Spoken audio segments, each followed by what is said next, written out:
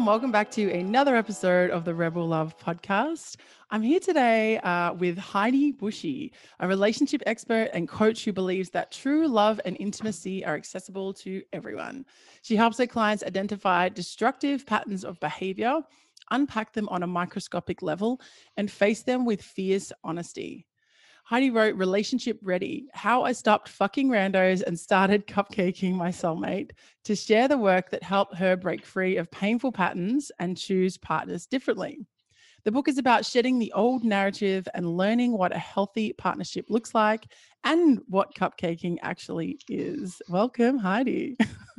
Hi, Talia. Thank you so much for having me on the show today. I'm so grateful that you wanted to share your platform with me and to talk love, dating, relationships in the month of February with Valentine's Day right around the corner. I'm just so excited. Yeah, me too. Yeah, I feel like I've got a lot to learn from you. So first of all, before we get into anything, I would love to know what cupcaking actually means. Just because that is hanging over my head. I love it that you asked that question. It was a bold move to put a phrase like cupcaking on the front of my book, but cupcaking is like a term that I basically made up. That's about like when you first start dating somebody and like all you want to do is just like be in their armpit and like go wherever they go and do whatever they do. And that first time that you stay at your person's house, like you've been dating and you stay overnight on like a weekday and you have to work in the morning and you're like, oh my God, you wake up and you're like, oh, I really wish I didn't have to go to work. There should be like some kind of leave that I can take so I can like just stay here and cupcake my person, So it's like that early phase of relationships where you just want to spend all your time together, whether it's grocery shopping, walking the dog, watching TV, like, doing it, whatever it is. Yeah. And so many of my own relationships, like that initial cupcaking phase was like, a month or two, but then it stopped. And so what I love is that, I found my soulmate and I continue to cupcake my soulmate, maybe with a little less intensity than at first, but it's like just really being connected and like into your person. Yeah. The honeymoon phase, that real sweet. Yes. It's all sweet. So yeah, it is really nice, that phase. Okay, awesome. So now that we know what that actually means, I'd love it if you would share a little bit about how you got to your journey today, because you wrote your book, Stop Fucking Randos and Attract Your Soulmate. Mm-hmm. But I want to know, like, what brought that on? What brought that on? Yeah, well, thank you for asking that question. This is, the book is really like half memoir and half how-to. So the first half of the book, I put like all my shit on blast, pretty much every bad decision I ever made, like all the stuff that people are embarrassed to talk about. It's all there in the first half of the book. And then the second half of the book, I provide like a framework for how you can go about finding your person to cupcake for the rest of your life, if that's what you're looking for. And that is like the one caveat that I always put out there right away, which is that, look, if you are out there fucking randos and you're having a great time and you want to keep doing it, keep doing it. But if you find yourself in a position where you're like, oh my God, this like really isn't serving me anymore, like doesn't really honor my capital T truth, but like I don't have any other tools, and the only tools that I really had coming into looking for a relationship was like swiping left and swiping right, and it's like those were not serving me in terms of finding a long-term sustainable relationship. So what happened for me was that, look, I was 2 years sober, which like not everyone has to get sober to do this work, but I definitely did. I was 2 years sober. I was like, I was paying my bills on time. I was forwarding my mail when I moved. I was like going to work when I was supposed to be at work. And I just felt like I don't have any vices left, except for like parking illegally and fucking whoever I wanted to. So I'm like, I do what I want. I park my car where I want and I like get down with whoever I want. And so I had made this arrangement with this guy who was involved with another woman at the time. Like, he had a committed relationship with this, well, I don't know how committed, but he and this other woman were together, and he and I had made an agreement to just like get down, meet up and get down. And after a couple months of doing that, and at the time, I should say that at the time I made the agreement with him, I was really feeling like I'm seeing Sex in the City. I'm sexually empowered. I'm 30 something. I know I do what I want. Right. And so we were doing this, and a couple months in, he broke up with his girlfriend. And then maybe a month after that breakup, he came to me and he said, Heidi, like, I don't know if I can just keep getting down with you. I feel like I'm objectifying you. I'm actually wondering if we could like go to dinner and get down. And I'm like, well, we could, but that would be dating. And he looked at me and he was like, I was clear with you from the beginning. I don't want to date you. And when he said that, it was like the bottom dropped out. Like I was like, oh my God, because even if I had been like honest about it at the beginning, I realized in that moment I had been lying to myself. I had really been hoping that he was going to dump her and choose me, and we were going to like go off to have dinner and sex together or whatever, right? Yeah. And so I realized like I'm not honoring my truth here. I keep putting myself in these relationships with partners who are unavailable, guys that can't commit, guys that have substance. Like I had all kinds of patterns that I kept engaging in that left me in a position where I was always getting hurt because like they could never possibly live up to my expectations. So I ended up calling a girlfriend and I did some work around men and relationships. And then a couple of years later, I was like, God, you know, my life has changed so much. My perspective has completely shifted because I've really discovered that like true love and intimacy are accessible to anyone who wants it. And I need to write a book about this because people need to know that this is possible. So I had been working a day job and I put my notice in on October 2nd, 2018 was my last day. And I wrote and self-published. I hit the self-publish button or the publish button on the book on October 1st of 2019. So it took an entire year to write the book and then put it out there. And now it's like my purpose. Wow. Yeah. I love that. I mean, I think that's where most things are born, right? We have this experience that really shakes us. Yeah. I mean, even when you said it, like he said, like, I thought I was really clear. I don't want a relationship with you. Even I felt like hearing that. Yeah. It's brutal, isn't it? Yeah. Like it was so painful. And, you know, as far as like, there are so many times when I was writing the book and that I've done workshops and where I've told this story over and over again and like really kind of felt that pain again, where I'm like, God, why do I do this? Is this embarrassing? You know, whatever. And then I'm like, you know, my purpose behind all of this is that I know that when I kept hurting myself with relationships over and over again, I felt so alone. I felt so isolated. I felt like I was the only woman like on the planet who like didn't get it. I had all these women around me that were like getting married, having kids, getting the white picket fence, doing all that stuff. And like, here I am picking another guy who I thought was going to be different. And it turns out he's like basically the same guy that I dated 6 months ago, but just like with a different haircut. And he's like, and I still can't get it right, you know? So I just want women who are struggling with these patterns or with like dating that same guy over and over again. For me, it's like so important that, you know, like you're not alone. You are not alone. You're not the only woman who's suffering in this way. And so that is why I'm like really candid about the experiences that I've had in with regard to love, dating, and relationships. Yeah, I think it's really interesting because I've definitely been in that same position as you, picking guys that I know it's not going to work out with. And then maybe, and I was like, you know, I said to my friend, I was like, I think I'm a commitment-phobe. Like, and it's funny because I've had people say that to me before, like, Talia, you're a commitment-phobe. And then I've gotten like, well, no, I'm not. I've just got standards. And so I'm like, okay, hang on. Where does the standards and the commitment-phobe meet? Yes. It's really important. It's actually really interesting because a lot of women I work with have the opposite problem where they'll stay too long. But occasionally I work with a woman who is unwilling to stick it out through a bump in the road, or like one moment of like miscommunication or like an accidental disrespect or something like that, you know, where it's like, oh, I have these standards and so somebody didn't meet them and now I'm gone. And the thing that's really interesting about this work is like, there really is no one size fits all recommendation that I can give or solution that I can give. But what I can suggest is that you take some time to kind of inventory your relationships. Now, I did an inventory of every relationship, emotional or physical, that I'd been in with men, because that's who I'm attracted to, since I had started dating, right? So that was like, oh my God, it took me forever, right? But if you're like in an acute moment of crisis and you're like, wait a minute, is this a pattern?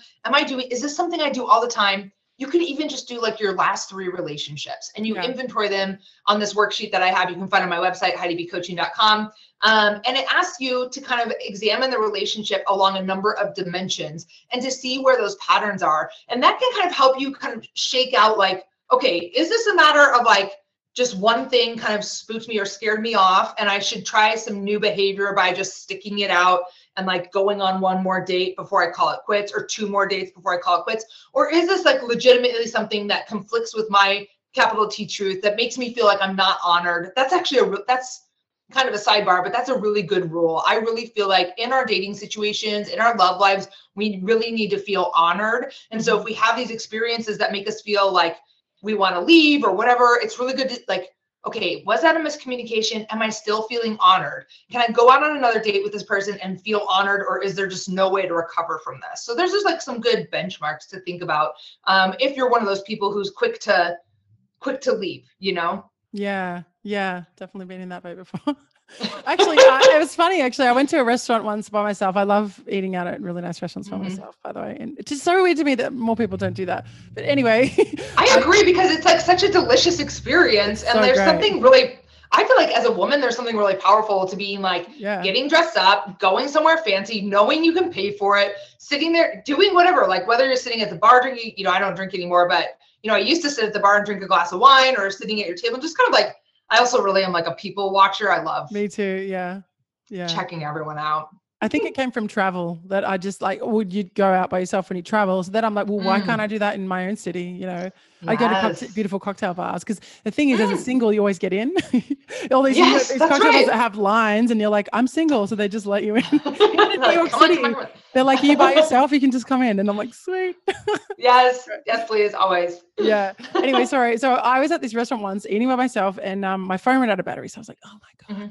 And I said to them, I said to them, do you have like a magazine or like a newspaper or anything I could read? And they were like, no, we don't. This is we have the menu. And I was like, okay, well, what am I going to? And I found in my bag a piece of paper and a pen. So I made this list, and I was like, okay, I made a list of my last kind of like 5 partners, and I put them in categories. I was like, these are ones that I kept going back to. And then I was like, okay, what's the reason you kept going back? Yes. And these are the ones that you wanted to stay with. And I was like, what made you stay with them? And I made these lists of like the attributes. And I realized that my most significant partner, he had all of them. He had the thing that kept me coming back was mostly almost the sex, or humor or sex, really. And what was other things like emotional maturity, emotional compatibility, you know, temperament, those kinds of things. And it was just really interesting to see, like, and then I kind of like unraveled this whole world for me. I was like, oh my God, something's working here. So anyway, I just wanted to do that because I can. No, it's so good. I'm so glad you did that, because it really can be mind blowing when we take an opportunity to actually look at in writing what our patterns are. And then one of the things that I find is really challenging was definitely challenging for me, and I know is challenging for women I work with, is like once you identify the pattern, like that's actually, as painful as it is to write all that stuff down and to look at it and to be like, I can't believe it. The more challenging part actually is to figure out how would I act differently, and then how to practice it, because it's like we live in this world of perfectionism and achievement, and it feels really good to take the course, learn the thing, do the workbook, get the information about ourselves. But it's much more challenging than once we have that information. Oh, I usually date unavailable guys for too long, to go out into the real world and see the red flag that the guy's unavailable and walk away, right? Or see the red flag that I'm walking away too soon and stay for one more date just to like feel it out, right? So it's like the actual practice of it, that's really where the good stuff is, but it's really the hardest part to do. I personally think it's the hardest part to do alone. It really helps to have some people cheering you on when you're out there trying to practice some new behaviors. Yeah, I think that's a really good point. And because I've had that, like the opposite end of that, like you said, is someone who is available comes along and they're like, hey, I'm ready. And then you're like, whoa, I'm scared. Am I ready for this? You know, when someone else is ready and you're like, oh, well, because I really feel like, and I mean, I can only speak for myself here, not anybody else, but you know, when I was dating guys who were unavailable, it was because I wasn't ready, and I didn't admit that to myself. And I thought I did, because I remember someone said it to me and I got really offended, and well, not offended, but I really was kind of like, you know, and then I was like, my thing always is like, well, Talia, if someone says something that razzles you up a little bit, then like have a little look if there's any truth to it. Because often 9 times out of 10, they said something that pushed a button, and they pushed a button for a reason. Anyway, it is also the way this guy said it, like, you know, and I don't like Well, being I do think explained to. it is. Yeah. Nobody likes that. It is No. hard to hear feedback from people, and not everyone's motives are good when they're giving you feedback. I never suggest that anyone listen to feedback that their exes give them, or that somebody that they're like in the process of breaking, because like everybody loves to read the riot act to somebody that they're breaking up with. So it's like, okay, that person's assessment of you really doesn't count because it may not be grounded in reality. But it's like, it's like, okay, how do I try something different? How willing am I to try something different? How real is this? And honestly, the best way to get down to brass tacks of like what's really happening for me has always been to write it down and to like really catalog it and go, okay, what was real? What did I make up? What can I do differently? Yeah. Okay. So let's say you're in the category of me before, and I was like, okay, I'm dating all these unavailable men. And look, it did take me quite a while to notice because I was getting something. Here's the other thing: you get something out of that behavior, right? Yes. You get great sex. You get this like amazing idea that you don't have to commit to. And I think it also, as well, I just want to point out, again, only bringing it back to me, a lot of that came from travel because I had these amazing lovers overseas, and I knew that it wasn't going to go anywhere because it wasn't realistic to continue after that. So I was able to be really all in. And I think that's what made it better because I like it already had an expiration date on it. Yeah. Yes. So like, that is very common. Yeah. And then when you're like in the same place that they live, you're like, whoa. Yeah. No, it's so interesting, right? Because I talk a lot about the partners that we're looking at and whether or not they're available, but you bring up a really good point, which is like, am I really available? And what does that mean? How do I know, right? So one of the ways that I know that whether or not I'm available actually has to do, let me back this up a little bit. One of the ways my top rule around availability with a partner is that they must live near you. So if you are a person who's traveling all the time, then you're not really available for a long-term sustainable relationship. That's where I was getting to on this, right? It's like, so because the thing is that if we're traveling or moving around a bunch ourselves, then you're, like you said, the relationship already has an expiration date. We already know that like, it's probably not going to go anywhere once I go home and you go here or whatever, right? And on to the other end of that is like, if you start, the internet makes it so easy for us to meet people who don't live near us. So say you start this flirtation long distance, it just kind of blew my mind as I got older to realize that like most relationships do not start long distance. Like most relationships endure a long distance separation if like somebody's mom's sick or the job gets transferred or whatever. But I was like obsessed with long distance relationships from the jump, which I'll talk about in a minute. And the problem is that they get really rooted in fantasy because it's like when you are dating somebody long distance, it's like you don't have to deal with like the everyday bullshit of like, oh my God, I have to go to the store and get like avocados, almonds, whatever. Like, oh my God, the bills, oh, this. It's like, when you're dating somebody long distance, you save up to go see them, you buy some new clothes, you're going to like, you're flying in to wherever they are, you're like having an adventure all weekend. It's different, right? It becomes a fantasy, right? And so that also is not sustainable because that fantasy is eventually going to run out, or you guys are going to move in together and be like, this is not a fantasy anymore. Like, I don't like that your laundry's everywhere or, whatever. Right. So, but like I came of age, I was born in 1980. I came of age in an era where AOL had like just like the internet and AOL had like just created connectivity for us. You could like get a little AOL CD in the mail and you like pop it in your computer, be like, and like suddenly for me, it was amazing because I was like very nervous and shy and I didn't like looking like I didn't know what I was doing. So in-person interactions as a teenager were a nightmare because I was like that goody two-shoes that wanted you to think I was perfect all the time. So it was like, probably like very annoying as well.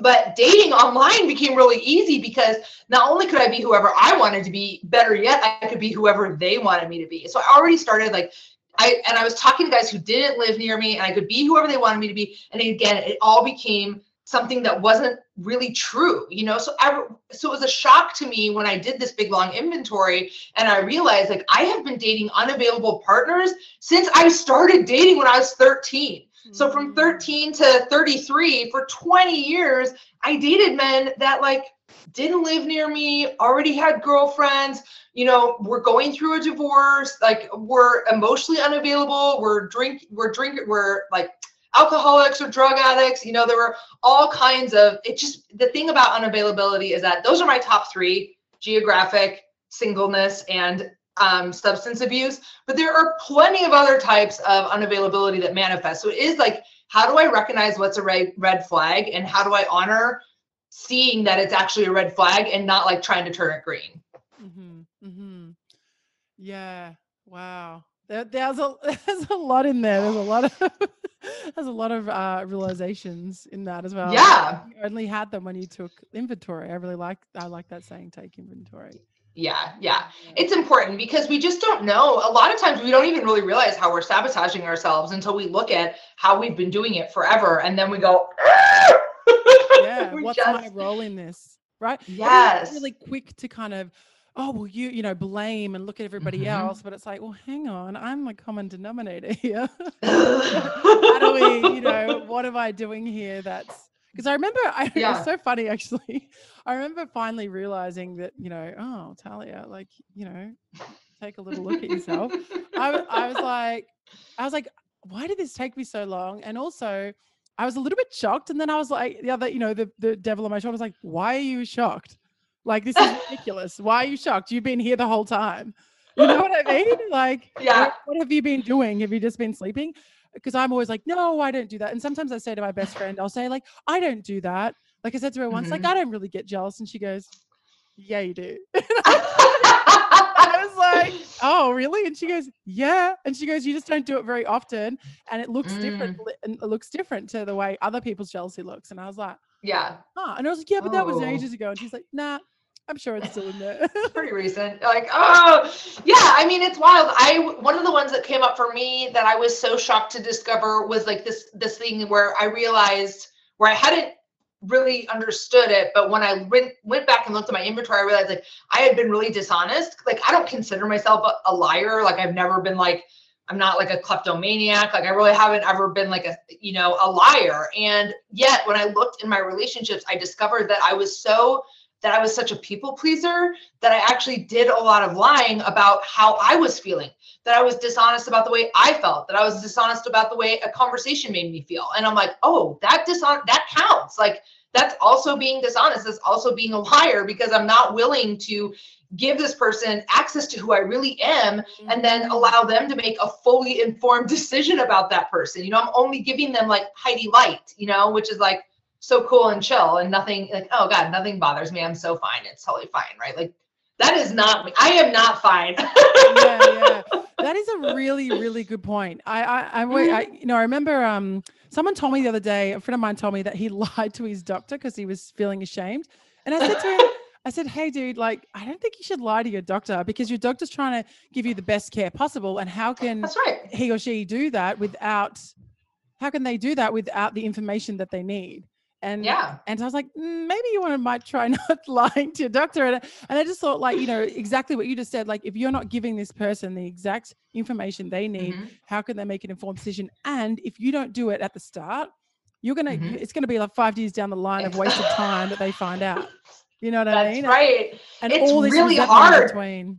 Yes, it's really hard to undo some of that stuff, right? So it's like, you know, when we are not honest with our partners because we're ashamed, or because we want to control how they respond to us, or because we want to manage the situation. And so instead of saying, hey, that hurt my feelings, we say, I'm fine, but in a like more convincing way or whatever, right? We rob them of the ability to actually show up for us and say, oh, you're not fine? Why don't we do this instead? Or let's change course, let's pivot, right? And then we also rob them of the opportunity to like have all the information about who we are and decide whether or not we're the kind of person that they want to be with. Totally. Yeah. Yeah, it's a big deal. And I mean, it's so common, you know, but it's like one of those things where, like you were saying, I never would have considered myself dishonest or like a liar. But when I looked at my patterns, I was like, yeah, again, putting it under the microscope. Yeah. I think I'm really hearing this like recurring theme in this chat of like, we really need to examine ourselves, because we are lying to ourselves. Like I said, you know, lying to myself, and then my best friend saying, well, you know, that's not true. Yeah. Oh, wow. This is super helpful. Thank you so much. I also want to say, a friend of mine said, which I thought was really interesting. He said, if you're going to get into a relationship, he's like, I just go all in at the start because I want it to fail fast if it doesn't work. Because I'd rather find out in a shorter amount of time and then move on to somebody who does want to be with me. Now he's 40 and he wants kids, and he hasn't found someone to have kids with yet. And he's like, I want to know fast if this person, and I was like, well, you can't rush it. And he's like, yeah, but spending time together means that they get to see me and I get to see them, and then we can see if it's going to be a good fit. And I was like, okay, interesting. I love that. I think that's so, and actually it really ties into what I was saying earlier, which is this concept of practicing, right? So, okay, so I'll tell you, like I said, I had this falling out with this guy. I hit this rock bottom around men and relationships. I decided I'm going to call this woman I know who's done some of this work. I thought it was going to take me like 30 days. I'm like, okay, I'm going to do a quick little dick detox. I'm going to just like stay away from everyone. I'm going to just do this writing. It's going to be done. It took me 11 months, first of all. So for the better part of a year, I had no one-on-one contact with men. I didn't DM men. I didn't text message men. I hung out with guys in mixed company, like when we were in groups with other women, but I just like really went cold turkey on guys. I had to do it because I was like really drawn to the attention I was getting, the validation I was getting, all this stuff. So I had to just like cold turkey it with dicks, which was fine, but I didn't like it. And I wouldn't have done it if I'd known how long it was going to last. All right. So I did this entire, basically a whole year of like this deep dive into self. What are my patterns, blah, blah, blah. So of course, when I finished, I'm like thinking, all right, universe, like, where's my person? I'm just going to like open my front door and he's going to fall from the sky. Right. Wrong. I didn't meet my now husband, Jeff, until 9 months later. I did 9 months of dating in between. But I love that your friend talked about the phrase fail faster. Is he an entrepreneur? I guess he is an entrepreneur. Yeah. Yep. Yeah. I feel like we hear this a lot in the entrepreneurial space. So what happened for me in the aftermath of all this information I gathered about myself, I started to go out on dates, right? I went back to dating because I'm like hoping that the guy's going to come. And like the second date I went on, oh my God, I went on a date with this guy where, okay, this is going to sound weird, but we met at this park, which is the Pacific Northwest. I'm up here in Portland, Oregon. And we met at this park and he like made me dinner at this park on like a park grill or whatever. I don't know. And he was like, oh, should we go back to my house? And I'm like, oh yeah, okay, that's fine. You know, even though I knew I was trying to do things a little bit differently, like pump the brakes on getting down. So I go back to his house with him and he's like, he's like laying it on thick. And I'm like, look, I really don't want to get physical because I'm trying to do some things differently. And he like pulled back and looked at me and he's like, well, what's the worst that can happen? And I was like, what's the worst that can happen? You could like have sex with me and then murder me and then chop me up into a million pieces and stuff me in an oil drum. Like no one would ever find me again. Like that's one of the worst things that could happen. And I like picked up my shit and shouted that at him as I walked out the door, which was like failing faster. Because in a previous life, I would have put up with that. I would have caved. I would have had sex with him. And then I would have wasted like 6 months of my time on him. And so I started to, what this work did for me was it crystallized for me what these old patterns were. And then I also created something called an ideals list, which was like a top. And then I narrowed that down to like my top 5 non-negotiables, right? So I get this whole list of ideals and then I go, these are my top 5. You must have these to play, right? You must be this tall to ride. You must have, that came out so much dirtier than I thought it would. But anyway, right? You have to have these 5 things to play. And so it helped me to eliminate potential partners more quickly. I got to fail faster. Yeah. And as we get more clear on what we want, and as we get older and maturity comes with this too, it's like, I don't have time to be wasting. You don't have time to be wasting. I don't want you wasting your time with these guys that are kind of like meh. Like we don't, just like when you go shopping or you shop online for shoes, like you don't fuck with shoes you don't like. You only buy the shoes you like. So it's like, in this case, it's like, I don't want anyone who's done this work to be wasting their very valuable time with men who don't cut the mustard or partners that they don't really like, because it takes your attention away. It takes the ability for the universe to like drop you the right person when you're like messing with these guys that aren't like good fits, you know? So you do learn to fail faster. And it also made me more confident to go, no, you're not what I'm looking for. You can't respect my boundaries. You can't hear me when I say no. Okay, well then if you can't hear me today on our first date, you're definitely not gonna be able to hear me in 5 months. So we're done here, you know? So we get to fail faster especially when we have more clarity on what we're looking for. Yeah. Yeah. I totally agree. And one of the things I want to point out as well is that as women, and I know this is really horrible to say, but we're used to being pressured and coerced. Yes, we are. Absolute bullshit. But we are just used to like that kind of behavior from that man, him not respecting your boundary is very common. And very normal. like you said, like, you know, in the old me would have just caved and had sex, but that's not what I want. And I did state that, and I don't want somebody pushing that boundary, you know? And well, it's really, oh, sorry. No, go ahead. Well, it's really interesting because one of the suggestions that I give for women who I coach and who want to do this work and are like really like, no, I'm really ready. I want to settle down. I'm like, look, one of the things that you can do, which nobody likes the suggestion, is to wait until you've gone on 4 dates to even kiss this person. Yeah. And everyone's always like, oh my God. And I'm like, I know it sounds bad, but it's a good opportunity. Like, look, I don't like to think of us as like testing partners, but I do think it's important to say to somebody like, hey, I actually have a personal rule where like, I don't even kiss people until we've gone on like 4 or 5 dates. Yeah. It's just how I am. It's just how I'm navigating through dating. And you can tell a lot about a person from their response to that. Yep. So like, you know, I can tell that somebody is grown up, mature, emotionally available if they can hear that boundary and say, oh, cool. Right. Yeah. But if he starts negotiating, how come could we do 3 dates? What about 2.5? What about, you know, he starts negotiating. If he wants to know why, he's not hearing your boundary. He can't respect you. So like, that's a good enough indicator. Like that's a red flag. Bye, on to the next, you know? Totally. So I do like to think of dating as like information gathering. And part of that information gathering is going, here's the boundary I have. Can you hear it? And can you respect it? Yeah. I had a friend of mine. He's the sweetest guy. He waited a year. This girl he was with, she didn't want to have sex. I'm sure they made out. I actually didn't go into too much detail, but he, he said he waited a year. She was from a different religion and she wanted to wait for some specific reason. I can't remember the details, but yeah. And I was like, wow, good for you, man. And he goes, yeah, he goes, I don't want to pressure her. He goes, that's icky. That's right. And I was like, exactly. It probably doesn't feel good. That was one of the things that was so wild about that guy that was like, what's the worst that can happen? I'm like, are you serious? You seriously want to fuck me if you have to convince me to like, that doesn't feel good either, right? You know, so it's like, so I really love that. And honestly, my husband, he was really one of the first people that I tried this 4-date rule on. And, you know, we had gone on like a secret date that I didn't really realize was a date. So like on our first actual official date, I was like, I have this rule, 4 dates before kissing. And he's like, oh, awesome. This will be the first date. I'm like, no, the last date this is the second. And he's like, no, this is the first. And I'm like, okay, cool. You know, like he was really respectful and like, he didn't want to try to cheat or anything. That's sweet. Yeah, because the thing is, if you really like someone, like you wait, right? The unfolding, it's like the sex is the cherry on top. You know, it's exactly. This amazing cherry on top of this incredible sundae, and all the emotional lovey-dovey stuff is like the ice cream. I mean, that's right. Maybe people like the topping better, but I like the ice cream. I love that. Yeah. Oh, wow. Okay. So this is a great segue, actually. So you just talked about finding your husband. Let's talk about how you attracted your soulmate. So 9 months after you had your detox. Yeah. Sorry. I just forgot to ask if it was okay to be explicit, but no, we're good. By all means. And so, first of all, where did you find your husband?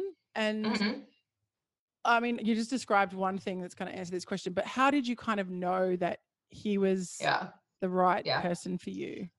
So good. Okay. So there are a couple of things. I think I'm going to talk about how he came into my life before I talk about how I met him. So one of the pieces that's in the book, that's in the workshop I offer, that's in the workbook that's online, is the idea of making an ideals list. So this is like, it is an exercise in unlimited thinking. When you are at this stage, I want you to think about like every single possible trait or characteristic that you could want in a partner, from all the way down to like what their hair color is to like, I do like people to get really specific. So like a lot of times we go like, oh, I want a rich guy. It's like, okay, what does that mean? Does that mean like he literally has 7 figures in the bank and he drives a Mercedes? Or does that just mean like he has a place to live, he doesn't have roommates, and he pays his bills on time? Because there's a difference in magnitude of that, and both can be considered like having their financial house in order, right? So it's like those two things, like that's a really good one. Another one that I like people to kind of drill down a little bit on is like, you know, when we talk about values, like he has values. Okay, like what kind of values? Like, does he like spending time with his family? Does he want another good one is kids? Like, do you want a partner who wants kids? Do you want a partner who doesn't want kids? Do you care if your partner has kids? Like all these kinds of questions. Maybe you want somebody who's active, like who snowboards or something, right? So you'd like make this big long list, and then you can use it to ask yourself, like, do I also embody these characteristics. So if I'm looking for somebody whose financial house is in order and they're like rich, is my financial stuff taken care of? Do I pay my bills on time? Like, am I saving for retirement? Whatever that is, right? Yeah. And so it's a good opportunity to kind of check yourself to see if you're embodying the values that you're looking for in others. And I do know that when we embody the values that we're looking for in a partner, it makes it easier to attract that person into our lives. The other thing is that just like logistically, it makes it easier. So if you're like really into guys who snowboard, then you better like pack your boots and bindings, get your snowboard out and head up to the mountain, because you're much more likely to meet someone there who snowboards than like if you spend all your time in the movie theater, right?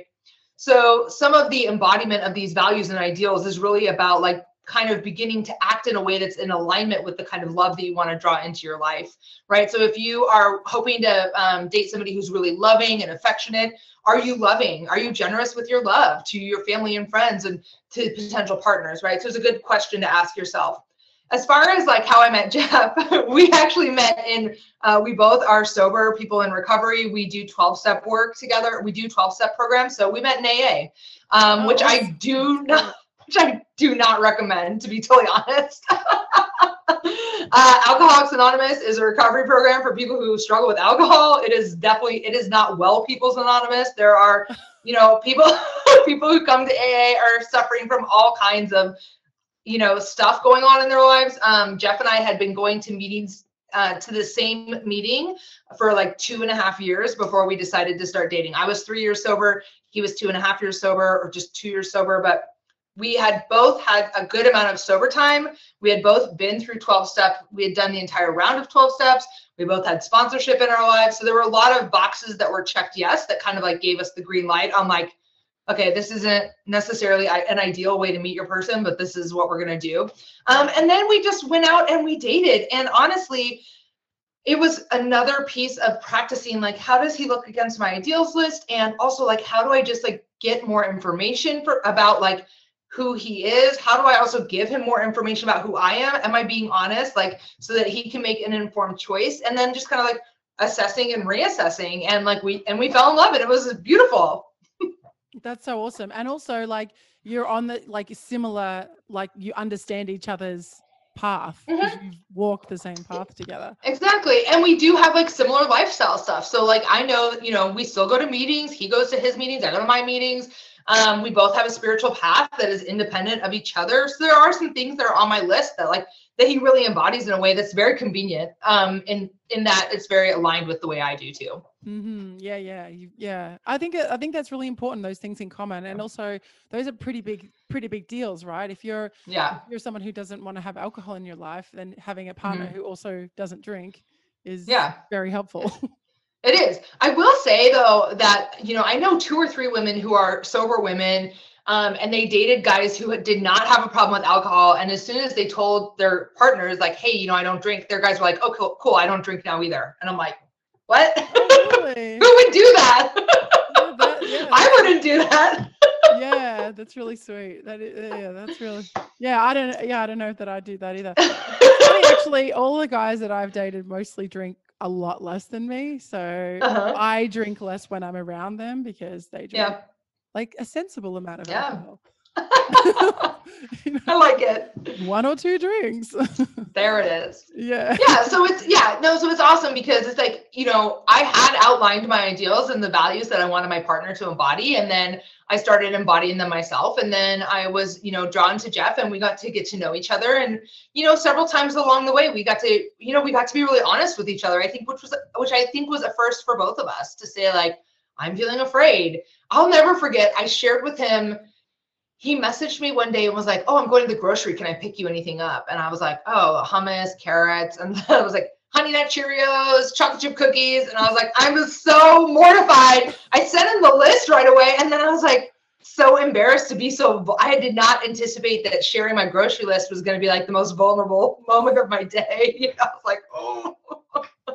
What did he say when he said that? What did he say? Like, I mean, we still kind of joke about it because I sent him the list, and then I was like, oh my God, I'm so embarrassed. And he was like, why? And I'm like, I just didn't realize like how personal it is to me to share my grocery list. And he's like, I'm not going to judge. Like, it's fine. You know, and I'm like, all right.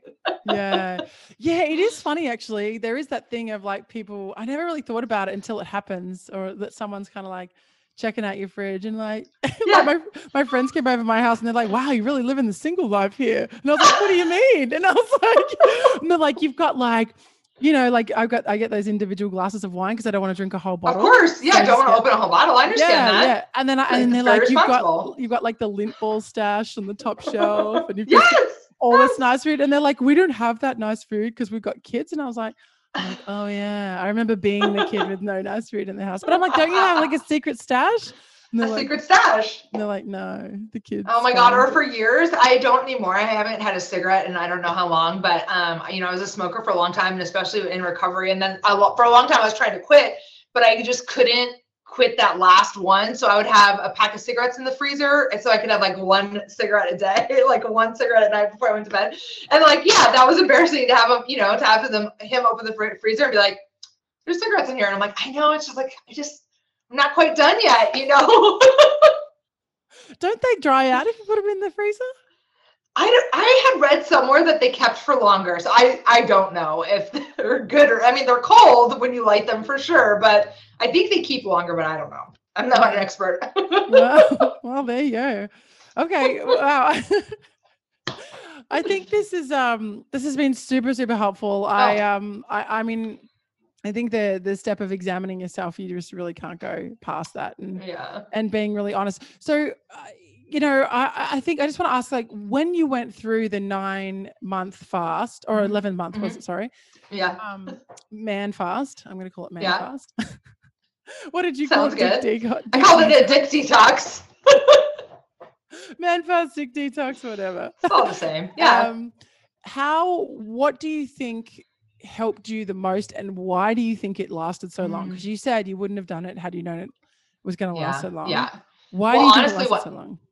Well, it took me that long because I'm stubborn, and I just didn't want to, there was a lot of writing to do, and I didn't want to do it, you know, and I didn't want to, I would write one line, and then I'd be like, oh, this is too much. I can't look at it. You know, so some of it took long because I was doing that. I was stubborn. I was working, you know, it was like, I just didn't really make the time for it.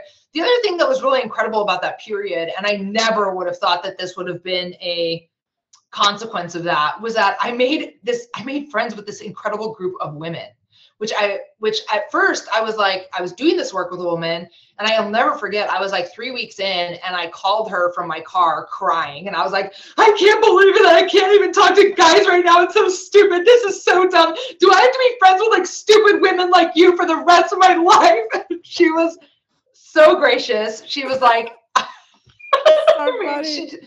she just laughed. I was just feeling all these emotions and all this intensity, and she was like, oh my God, it's fine. You're fine. You're going to be, you know, and I'm like, okay, you know, and to this day, she is like one of my ride or die friends. I love her to death. She was in my wedding with Jeff. She is somebody who was there for me all the time. And as we got further into the work, she's like, because you're not talking to men right now, you really need to put some energy into nurturing some relationships with women. Yeah. And so in the book, I also talk about how to build a girl gang, why it's important. And actually it was like through nurturing my relationships with women, which when I was spending time texting men, I would 100% of the time text a guy first. Right. Anytime something was going wrong, I loved texting a guy about it, because then I got to cry to a guy and like lean on his shoulder and like get a hug, you know, whatever. Right. So I never reached out to women first. It was always men. And so when I took men off the table, I like developed the ability to reach out to women in my life. And like there are so many benefits to that. All of them, there were a core of 7 women that I reached out to during that period, and almost all of them are still around today. And we have like a really, you know, it's like however many years later, 6 years later or something. And aside from that, I actually really I used my relationships with women to practice some of this stuff that I ended up having to practice in my romantic relationships as well. So it was really a very safe place for me to practice being honest.